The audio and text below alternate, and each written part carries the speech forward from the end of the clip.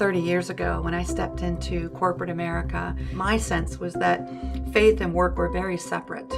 And that was my experience as a child. You know, we participated in the church and we were believers and very active in our faith, but they were distinct and separate, work versus home and church.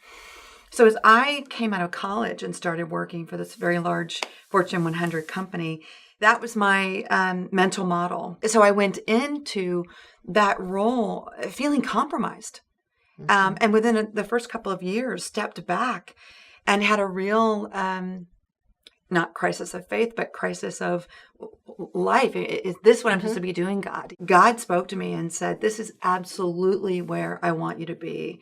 And it's because that you feel this way that you're going to make a difference and you're going to kind of trailblaze with this company. And I started out at the beginning, as a customer service representative, and I left having leadership of 15,000 people around the world. I felt like when I walked out that I finally got it. And I kind of finally figured out how to integrate these things and how to be very comfortable as a believer. It's not so overt, but yet it's very powerful in terms of how we care for people, how we lead people, the decisions we make, how we handle money. And it's that consistency, I think, and how we live out each day. But it's interesting because our stories are quite different. Yeah, they really are. Yeah. And I had been involved in the business for a couple of years, and it actually struggling, I'll be honest with you, struggling with small children. And I needed to drop them off before I went to work and pick them up after.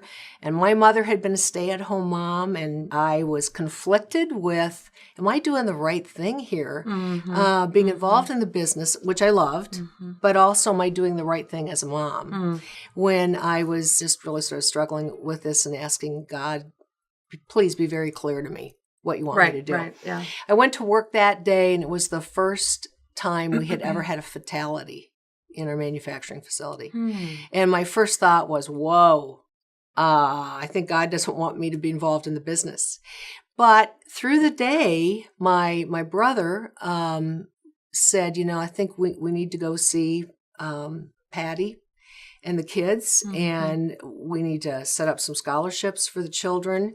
And we went to visit her and actually prayed with her and realized she didn't really have a church family.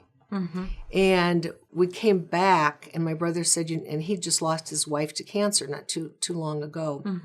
And he said, people come surround you those first weeks when you lose a spouse, but down the road, it gets really lonely. And so we set up this sort of care team where people who worked with Sam would go take the family out to a movie or bowling or just for pizza, and to come alongside and sort of be that care team for this family.